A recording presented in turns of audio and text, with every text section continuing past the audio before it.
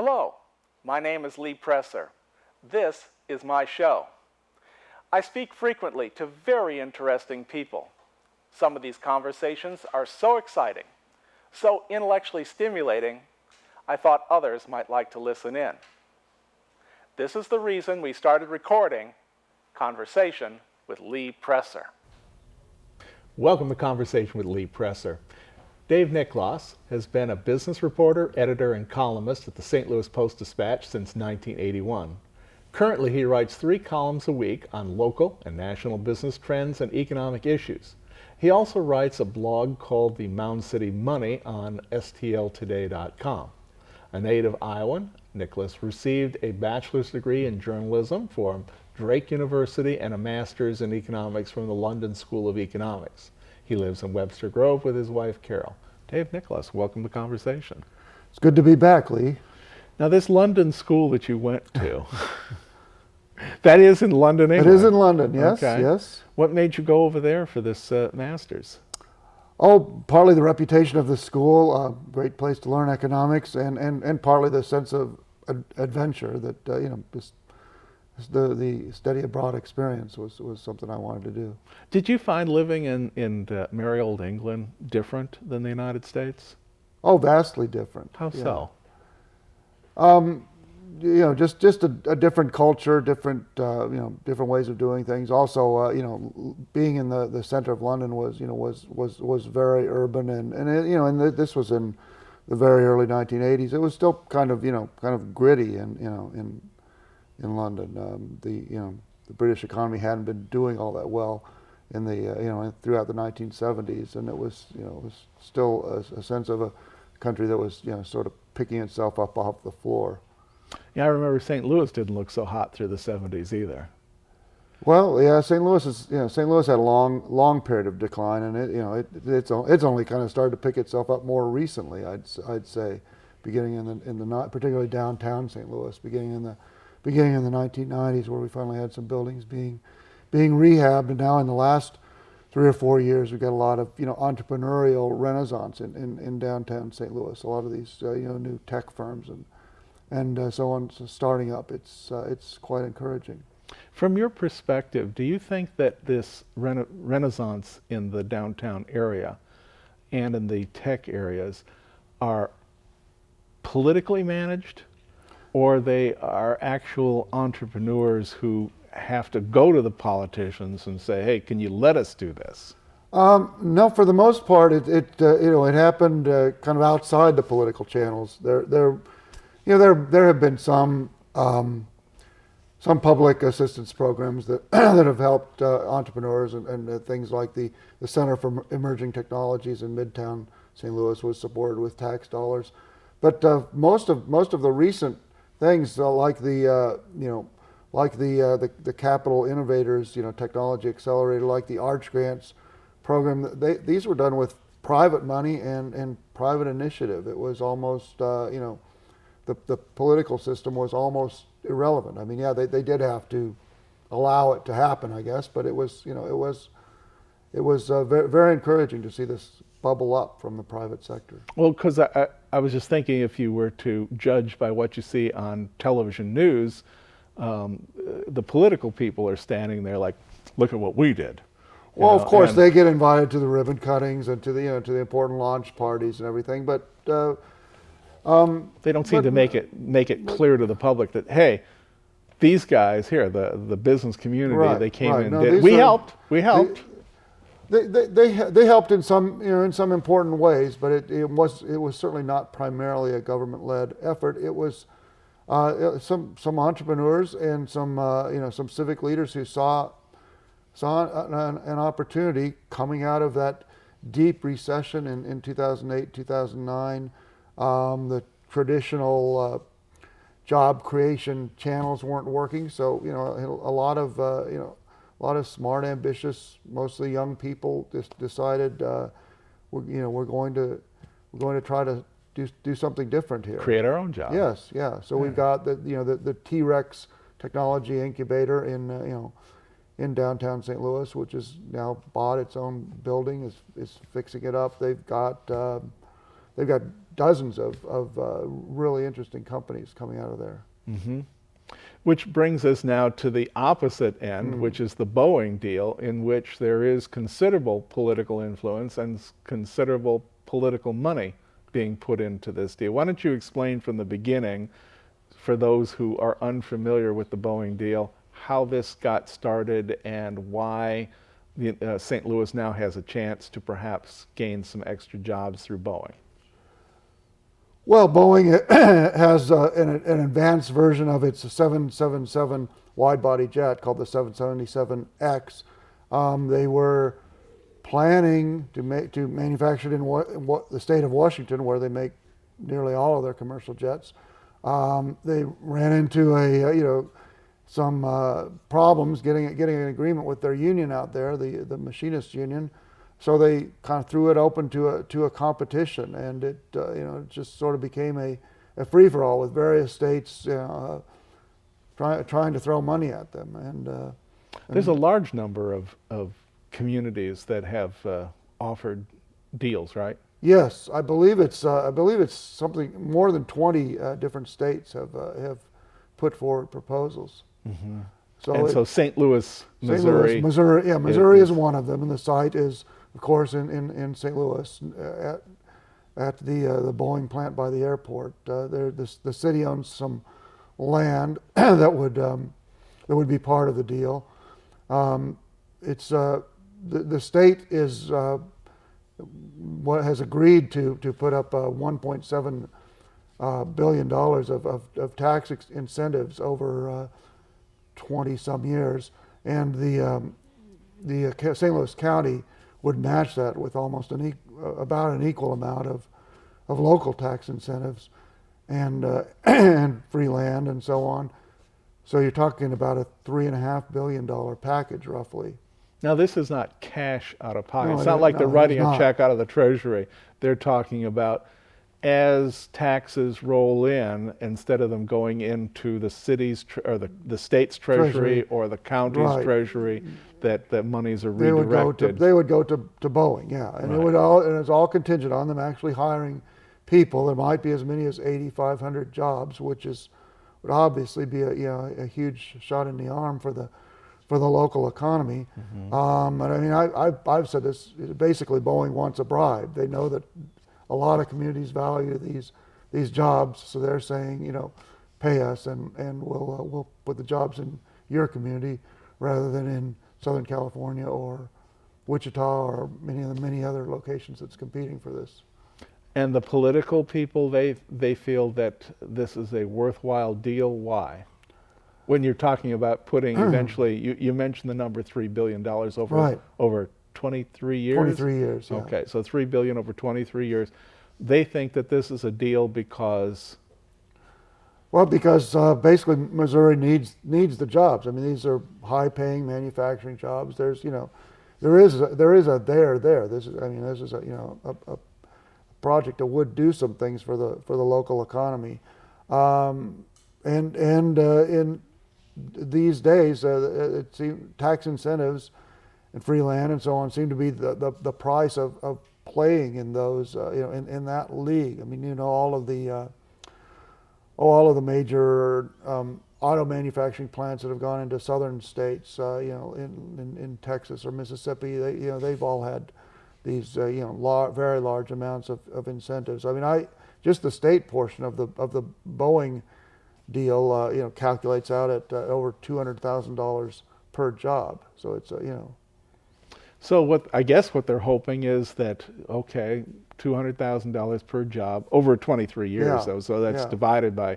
200,000 divided by 23 to get some recognition. Right. So you're like talking about 10,000 a year in there. No, less. No, less than that. Oh, per 10,000 per job per year? Yeah, per year. Something like that. In any case, we're not going to do math here. But I guess they're also considering that Boeing will need to hire or buy from vendors in the area, which that's part of the benefits. Yeah, accelerates the movement of cash. Parts suppliers would set up in the area. Some existing companies that make electronics or whatever would perhaps be able to to diversify and add some business because of the Boeing plant. There are a lot of benefits. Where I have trouble is I think the state kind of exaggerates these benefits. They put some multipliers on there and come up with a calculation that says the state would actually get a net fiscal benefit. In other words, it would take in more in taxes than the amount of incentives that it gave to Boeing. And I think there is, it is proper to say that, obviously the workers would be paying income tax. Obviously, real estate values would go up. Presumably, all of those suppliers would be paying paying corporate income tax. There would be some revenues coming in to offset the incentives, but I don't think it's realistic to say that it would be a net fiscal benefit to the state. Mm-hmm.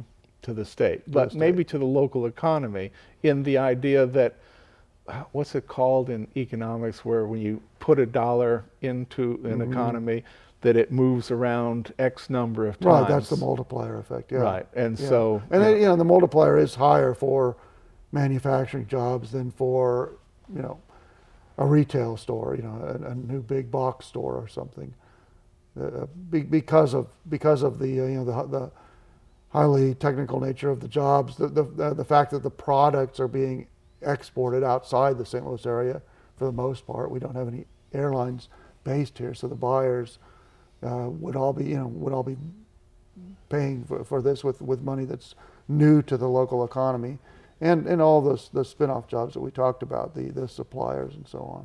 You made an interesting point there about monies are coming from outside this direct, but they're not really coming to this place. I mean, when it was McDonnell Douglas, the monies actually arrived in St. Louis. But when you sell to, whatever airlines, wherever in the world, the money's actually going to Boeing in Chicago or Boeing.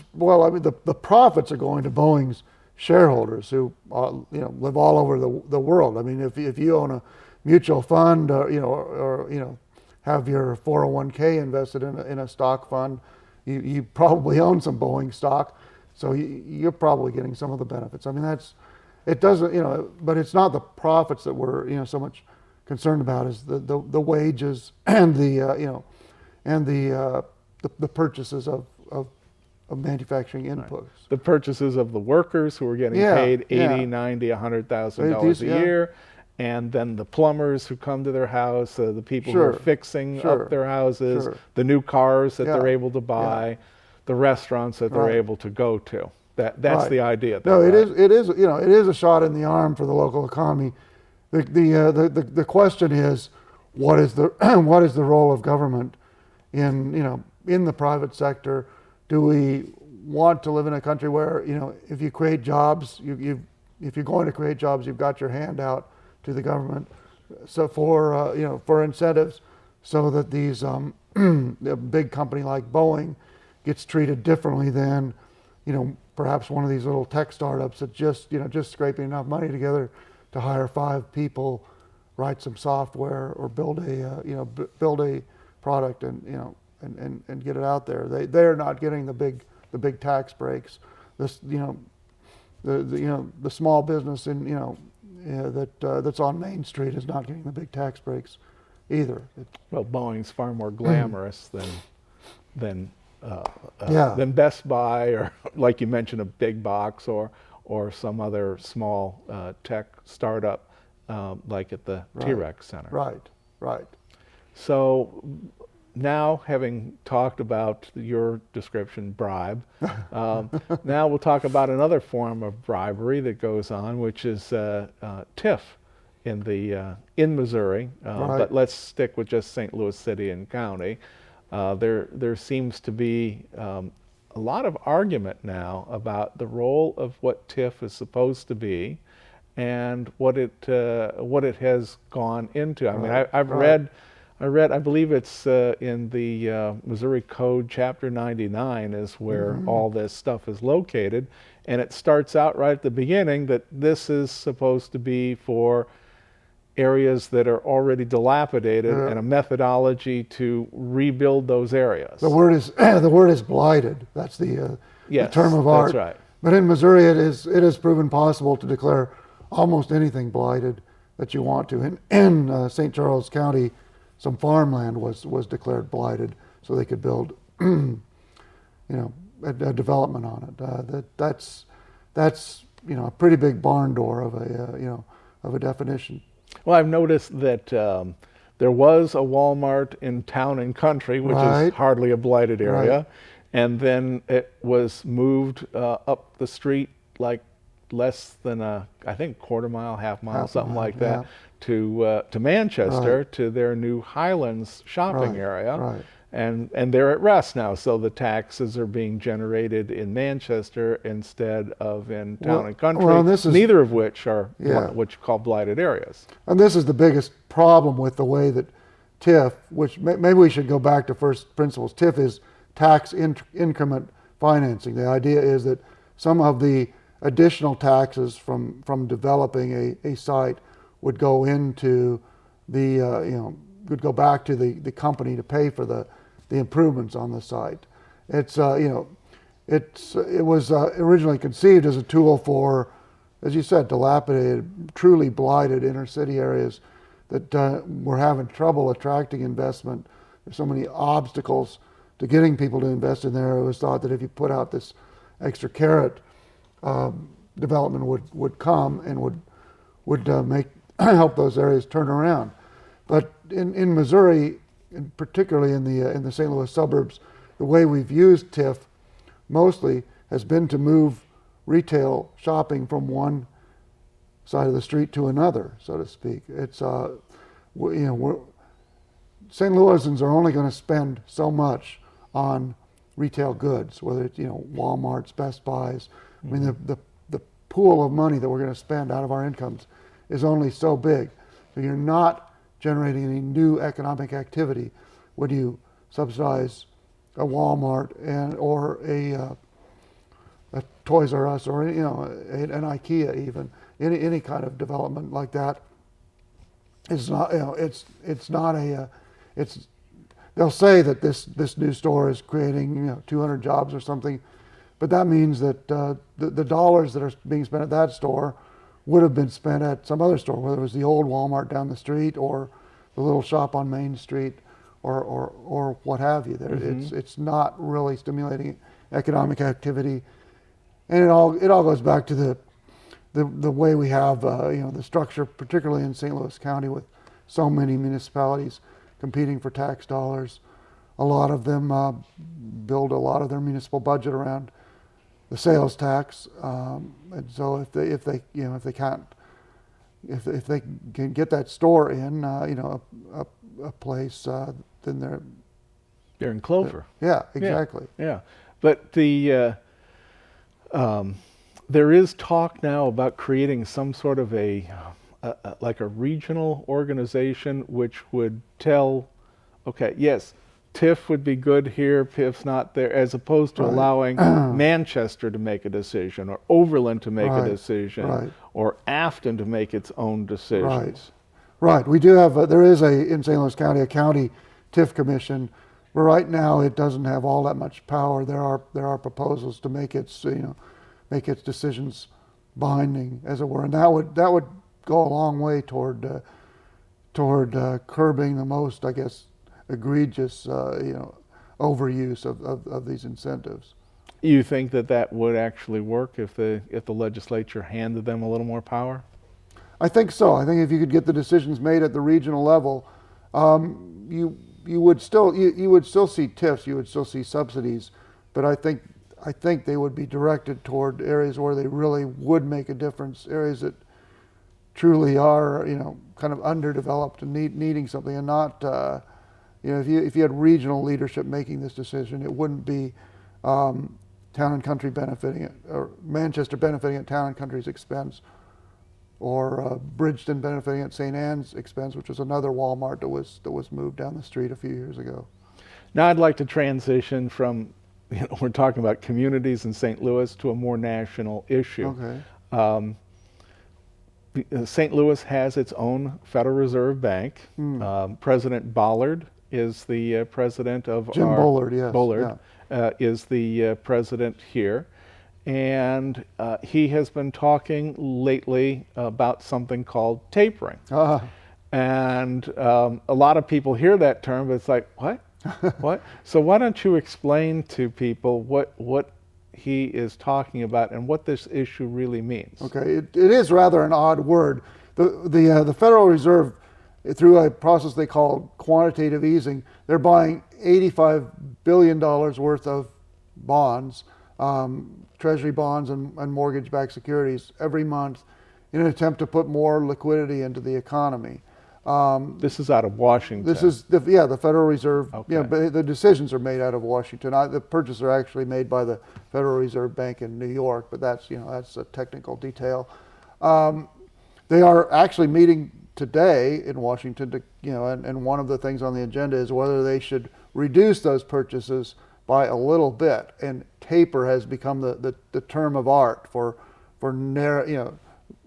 buying less. Buying less, yeah. Right. Slightly going from 85 billion down to maybe 75 billion, and then with the idea that they would gradually be reducing it down to zero at some point when the economy's back on its feet. Why is it important that they begin to buy less?